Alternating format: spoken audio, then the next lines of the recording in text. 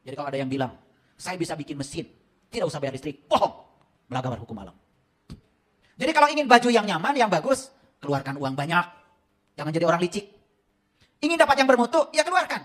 Karena uang tidak pernah bohong. Ini lucu. Pengen dapat sebanyak-banyaknya, mengeluarkan sesedikit mungkin. Nah, itu sudah mental koruptif. Paham? Paham apa tidak? Ada nggak yang datang ke sini dari jauh, langsung celak duduk, gratis? Ada? Gak ada.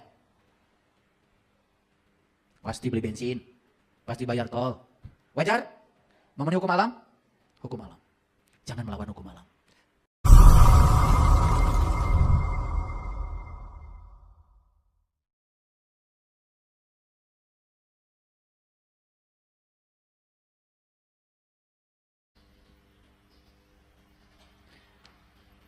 Karena kita harus memulainya.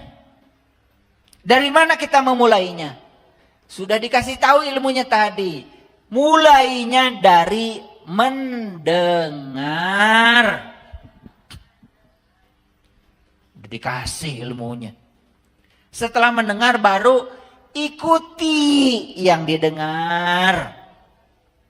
Baru begitunya akan dapat hidayah. Puncaknya jadi ulul albab. Kenal kepada jati diri kita sendiri. Kalau sudah sampai di situ, hidup itu luar biasa. Pokoknya kalau yang saya rasakan, banyak uang juga enak hidup itu.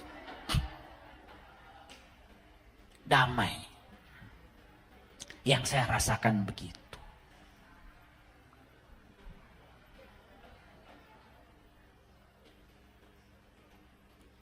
Lanjut. Kemudian kitab ini, kitab hidup yang tadi itu, kami wariskan kepada orang-orang yang kami pilih di antara hamba-hamba kami. Lalu di antara mereka ada yang menganiaya diri mereka sendiri, satu. Yang kedua, di antara mereka ada yang pertengahan, asal-asalan. Tapi yang ketiga kata Allah, di antara mereka ada pula yang lebih dahulu berbuat kebaikan dengan seizin Allah. Jadi bayangkan oleh kita ya, orang yang diwarisi kitab saja belum tentu hidupnya bahagia. Kalau dia menzolimi yang diwariskan Allah itu, tidak menjaganya, amanah itu tidak dijaganya, dia juga tidak selamat.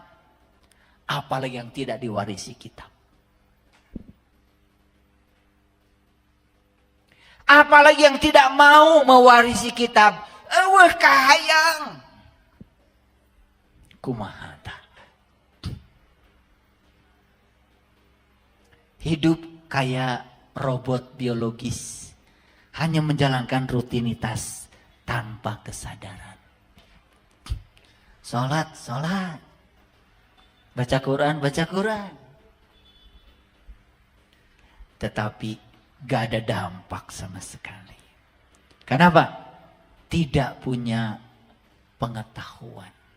Nah, saya bilang tadi ya, kebajikan itu dasar utamanya adalah pengetahuan. Lanjut. Terbagi berapa? Yang mewarisi kitab saja terbagi 3. Satu yang menzalimi dirinya sendiri. Suara kebenaran itu sering muncul dari dalam, tapi didolimi oleh dirinya sendiri. Diabaikan. Sudah dibilang dari dalam, jangan korupsi. Hantem saja. Sudah dibilang dari dalam, jangan nyakitin orang. Hantem saja. Sudah dibilang dari dalam, jangan cemburu. Ngaruksak maneh.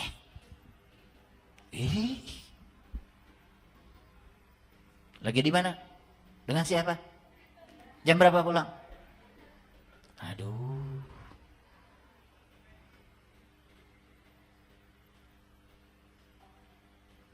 Gak puas, video call.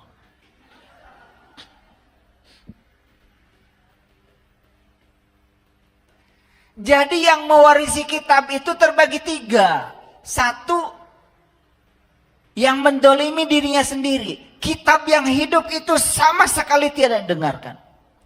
Yang kedua, yang setengah-setengah. Kadang lagi waras mendengar.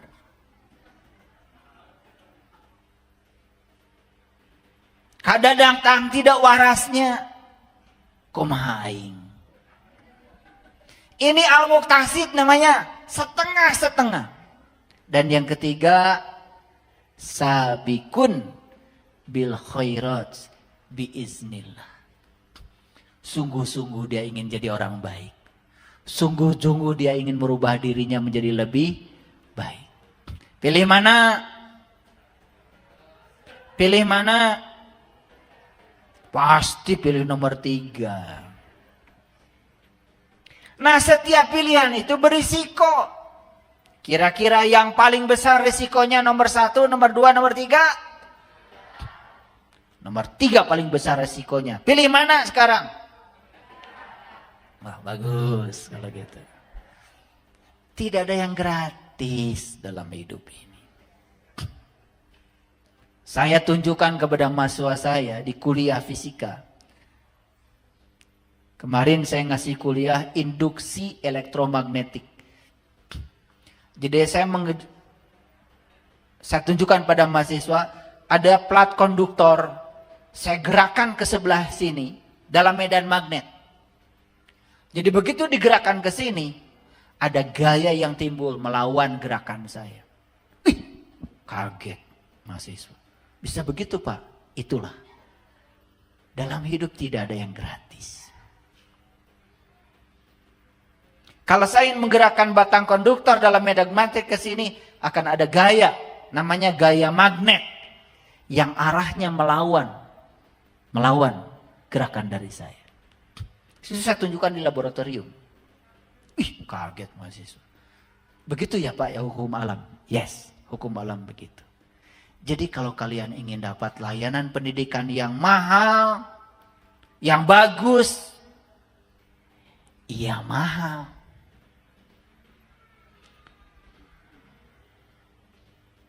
Jadi saya menghargai demo. Saya bilang sama mahasiswa. Tapi jangan menuntut SPP gratis. Melawan hukum alam. Saya buktikan pakai fisika. Ayo kamu sekarang yang laki-laki ada yang pipis. Saya Pak. WC. Kita kuliah di lantai 4. Habis pipis saya tanya. Pipis ya? Iya Pak. Disiram? Siram Pak. Gimana nyiramnya? Tinggal pencet Pak. Kamu lupa. Itu air dari tanah. Bisa naik ke atas itu pakai listrik. Dan listrik bisa jalan pakai pompa air. Dan universitas bayar listrik ke PLN. 1 kali kamu mincit. Itu kamu sudah membuang berapa watt listrik. Waduh baru sadar Pak. Nggak ada yang gratis. Kalau mau gratis air turun dari atas ke bawah. Kalau dari bawah ke atas harus bayar. Kalian bayar listrik? Yes. Karena air dari tanah diambil sama mesin. Dinaikkan ke toren. Kalau sudah dari toren ke bawah gratis. Tapi untuk naikin air ke atas bayar. Jadi kalau ada yang bilang, saya bisa bikin mesin, tidak usah bayar listrik. Bohong. Melanggar hukum alam. Jadi kalau ingin baju yang nyaman, yang bagus, keluarkan uang banyak. Jangan jadi orang licik. Ingin dapat yang bermutu, ya keluarkan. Karena uang tidak pernah bohong. Ini lucu. Pengen dapat sebanyak-banyaknya, mengeluarkan sesedikit mungkin. Itu sudah mental koruptif. Paham? Paham apa tidak? Ada nggak yang datang ke sini dari jauh langsung celak duduk gratis? Ada? Gak ada. Pasti beli bensin, pasti bayar tol. Wajar? Memenuhi hukum alam? Hukum alam. Jangan melawan hukum alam.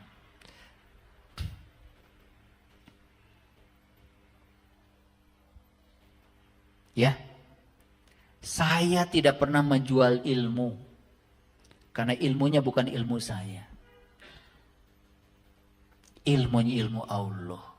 Bagaimana ilmu Allah bisa dijual? Menghinakan Allah. Tetapi saya ketika menyampaikan ilmu, kan saya harus menggunakan waktu saya. Betul nggak? Ya, kalian paling juga ganti waktu saya. Itu juga tidak sebanding. Betul nggak? Jadi jangan mengatakan saya beli ilmu karena ilmu punya Allah. Yang ada itu saya mengganti waktu Anda. Gitu. Paham?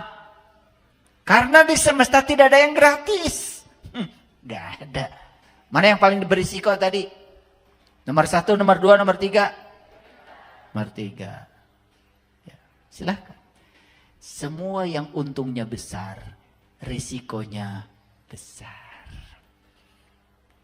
Kalau ingin risikonya kecil, sudah gampang. Kalian bikin bala-bala 10.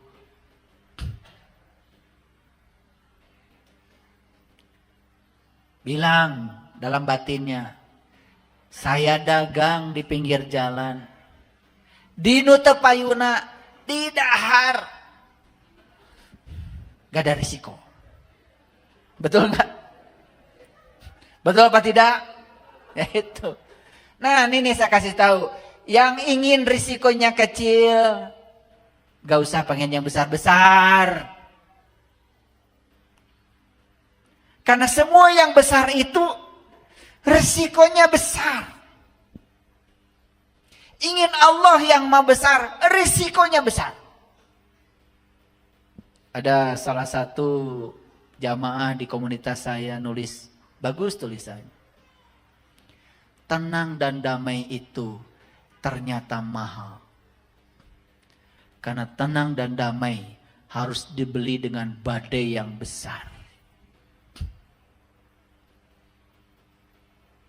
Dikiranya orang yang tenang dan damai kehidupannya itu tidak ditukar dengan badai yang besar. Dibeli loh tenang dan damai itu dengan badai yang besar. Karena dia bisa melewati badai besar itu, dia sampai pada titik tenang dan damai. Nah, itulah pentingnya kita menjadi diri sendiri. Yuk. Kita hanya bisa menjadi diri sendiri. Setuju? Kapan kita menjadi diri sendiri? Kalau kita sudah mengenal diri sendiri. Sepanjang kita tidak mengenal diri sendiri, sepanjang itu pula hidup kita hanya menjadi orang lain. Lalu apa yang terjadi? Kita sering berisik. Kita sering berubah dengan apa kata orang tentang diri kita. Menjadi orang lain itu adalah kepalsuan. Menjadi pengikut kebanyakan orang, menjadikan diri kita semakin tidak asli. Yuk, sadari. Selama ini kita menjadi pengikut kebanyakan orang. Da batur oge gitu. Betul nggak? Itu membuat kita semakin tidak asli. Makanya bahasa Inggrisnya just be yourself. Ngerti apa tidak? Bilang dari tadi. Just be yourself. Jadilah dirimu sendiri. Stay to be your own style. Ngerti apa tidak? Tetaplah kamu dengan gayamu.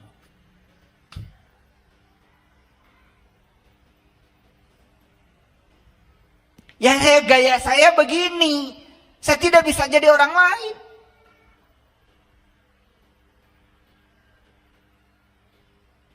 Gak bisa. Baju saya begini. Ya saya jadi diri saya. Saya senangnya begini. Dan saya nyaman begini. Dan saya bahagia begini.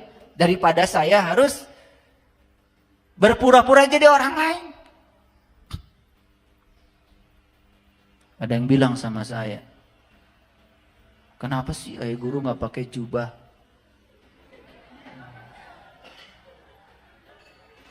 Terus saya tanya, emang jubah kenapa? Masalah kamu apa? Kan jubah itu pakaian suci. Kata siapa? Di Arab itu tukang nyangkul pakai jubah. Supir pakai jubah. Yang suka ngosak-ngosak di Masjidil Haram pakai jubah. Yang tukang bersihkan masjid pakai jubah. Jubah itu adalah pakaian mereka.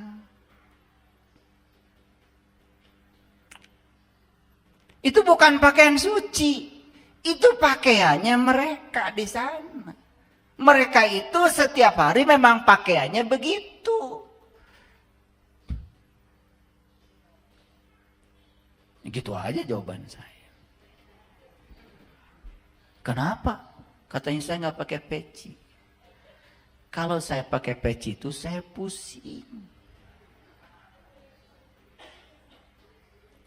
Kan kalau naik haji juga, yang ihram itu kan terbuka ininya, biar terhubung dengan langit. Makanya kalau saya nggak pakai peci, terhubung dengan langit. Gitu maksudnya.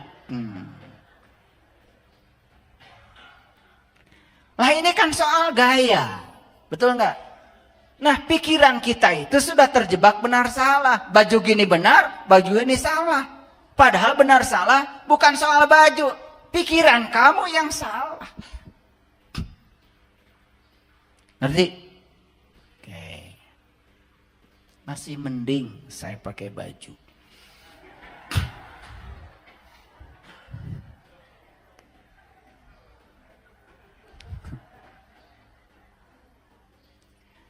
Jadi kita ini kalau ingin menjadi diri sendiri, maka tugas kita satu. Kita harus belajar meniti ke dalam. Belajar meniti ke dalam itu berkaitan dengan kesadaran tentang apa yang sedang terjadi dalam tubuh, perasaan sekeliling kita. Jadi kalau orang yang meniti ke dalam diri itu, dia punya kesadaran apa yang sedang terjadi dengan tubuhnya, apa yang sedang dia rasakan, bagaimana sekeliling dia. Setiap kita menyaksikan berbagai penderitaan di depan mata, kita bisa merasakan. Itulah pentingnya meniti ke dalam. Makanya orang yang meniti ke dalam itu hasilnya bisa mendengar dengan ulas asih. Perhatikan saya.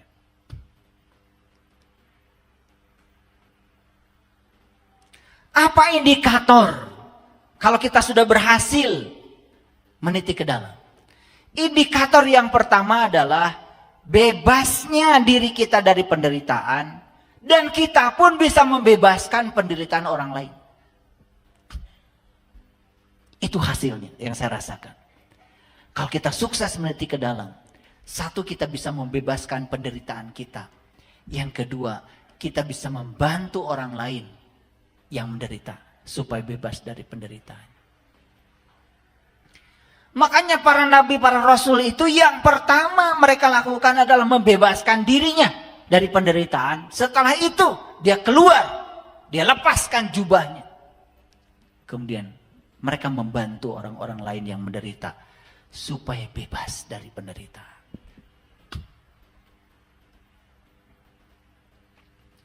Hadirin, banyak manusia punya segalanya. Punya segalanya. Tetapi masih menderita secara mendalam. Akibat apa? Dia tidak memiliki kedamaian. Dia tidak memiliki kasih sayang. Sehingga mereka sulit untuk bahagia. Banyak gak manusia yang gampang marah? Bahkan melakukan tindakan kekerasan di saat mereka mendapatkan yang tidak diharapkan. Inilah yang disebut dengan penderitaan diri. Nah, sekarang belajar mendengar dengan welas asih.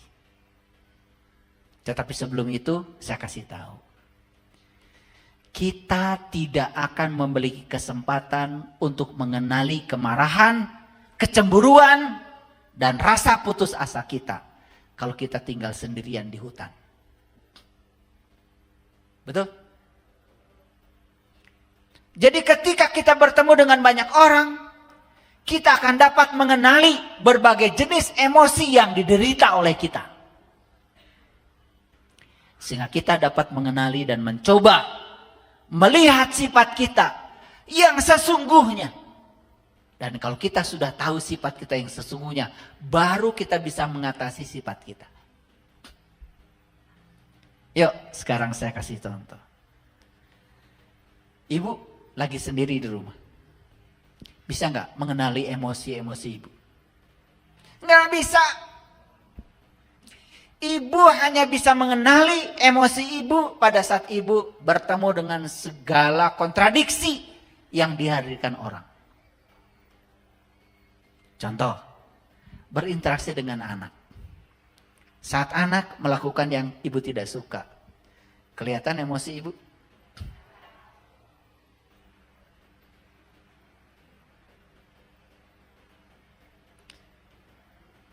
Ketika suami melakukan yang tidak ibu suka, kelihatan kemarahan ibu? Jadi ternyata untuk melihat karakter diri kita yang asli, kita perlu orang lain. Jadi kalau begitu saya tanya, kita bertemu dengan banyak orang itu bagus apa jelek? Bagus kalau tahu ilmunya. Betul nggak? Nih saya kasih tahu, di masjid ini semua kelihatan seperti sabar. Seperti soleh, seperti adem, betul nggak? Seperti pendiam, karena yang ngomong saya. Aslinya kalian itu ketika kalian berhadapan dengan orang, di situ jenis-jenis emosimu itu akan kelihatan. Paham? Sayang sekali, selama ini kita tidak bisa mendengar dengan welas asih. Yuk, lihat saya semua. Salah satu meningkatkan kesadaran kita adalah mendengar dengan penuh welas asih. Mendengar secara mendalam untuk mengerti penderitaan mereka yang sedang menderita. Sudah bisa mendengarkan penderitaan orang yang sedang menderita? Karena kalian belum bisa mendengar penderitaanmu sendiri ketika sedang menderita, kalian tidak sukses mendengar penderitaan orang lain. Bisa mendengarkan enggak penderitaan orang yang terus-terus menyakiti kita? Jangan dikira loh, orang-orang yang menyakiti kita terus-menerus itu menderita. Makanya jangan dimusuhi. Mereka itu menderita. Orang-orang yang terus-menerus mencari-cari kesalahan kita, mereka itu menderita. Orang yang tidak bahagia dengan kebahagiaan kita, mereka itu menderita. Bisa nggak mendengarkan penderitaan mereka? Kalau tidak bisa mendengar, sekarang cobalah kamu menyakiti orang lain. Lo dengarkan penderitaan kamu saat kau menyakiti orang lain. Cobalah kamu mengatakan kata-kata buruk pada orang lain dan dengarkan penderitaan jiwamu.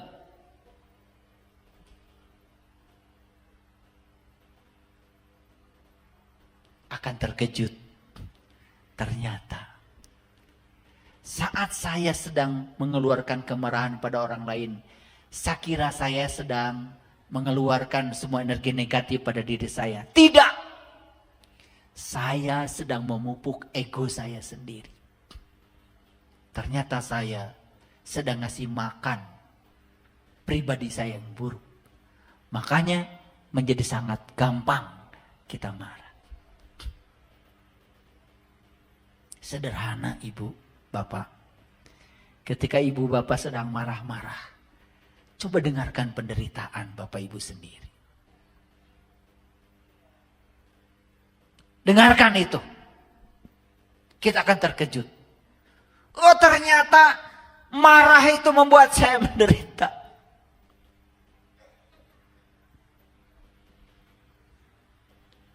Wajah jadi jelek. Jantung berdetak lebih cepat. Napas ngos-ngosan. Kepala pusing. Ini pengalaman kan? Dari mulut yang monyong ini keluar kata-kata yang menjijikan. Dan ketika keluar kata-kata yang menjijikan itu menyinggung orang lain. Orang lain terbakar oleh kemarahan kita.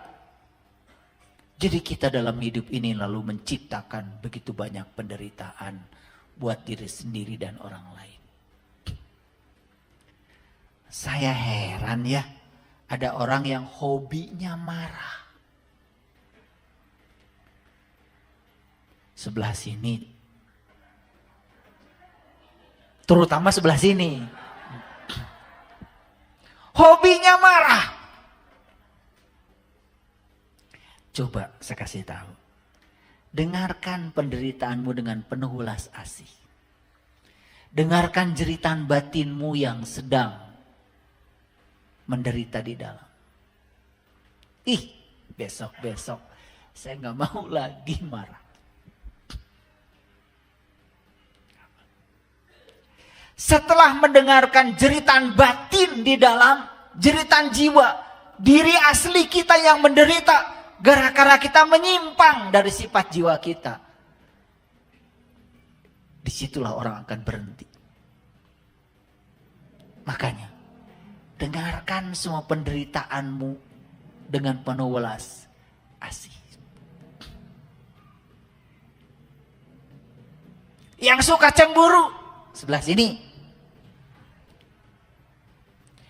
Coba dengarkan. Saat kalian sedang cemburu, penderitaanmu seperti apa? Panas.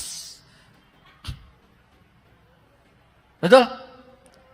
Memikirkan yang tidak. Menghayal yang tidak. Yang belum tentu itu dilakukan oleh orang lain. Terus dibakar dengan hayalan. Pikiran diizinkan. Saat sedang begitu, dengarkan penderitaan. Dengarkan penderitaan. Kalau setelah mendengarkan penderitaan itu masih cemburu, saya nggak tahu lagi harus ngasih tahu kalian dengan cara apa. Saya sudah habis. Gak ada cara lagi yang lain. Karena apa? Apa yang saya sampaikan pada kalian itu sudah saya alami. Apa saya dikira belum pernah marah? Pernah. Dan saya kemudian ketika marah saya dengarkan penderitaan jiwa saya. Ternyata jiwa saya merintih di dalam, menangis. Dan saya mendengarkan tangisan jiwa saya sendiri. Saya sedang meluapkan emosi-emosi saya tadi. Setelah itu saya nggak mau lagi. Saya menyiksa batin saya sendiri. Menyiksa diri sejati saya. Bahkan ketika saya mendengarkan dengan penuh ulas asih. Saya dengarkan penderitaan itu dengan penuh ulas asih. Saya menangis. Mendengarkan penderitaan diri saya. Makanya. Saya kalau lihat orang lain marah itu bukan marah. Bukan pengen marah. Saya merasakan penderitaan dia. Bukan pengen nyubit. Bukan. Saya mencari cara gimana caranya supaya dia tidak marah. Saya pernah suatu saat di jalan, ya terjadi senggol-senggolan mobil saya. Saya keluar. Dia mau marah. Begitu mau marah. Udah Pak. Semua yang terjadi di kecelakaan ini saya bayar. Saya tidak mau diskusi tentang siapa benar, siapa salah. Karena pasti akan menimbulkan kemarahan. Langsung potong kompas. Semua saya ganti. Kalau saya bawa uang, saya keluarkan uang saat itu juga. Biar puas. Tidak terjebak benar salah. Kita diskusi berkepanjangan di jalan. Bikin jalan jadi macet. Karena apa? Saya merasakan penderitaan orang yang marah itu. Saya dengarkan dengan welas asih. Tetapi kalau kita tidak bisa mendengar dengan welas asih, orang lain marah, kalian akan jauh lebih marah lagi.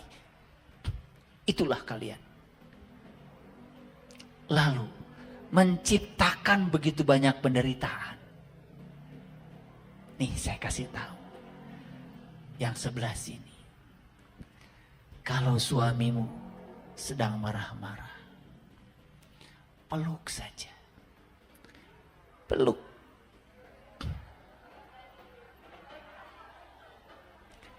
Ya, kasih rayuan gombal sedikit. Gombalah saat itu.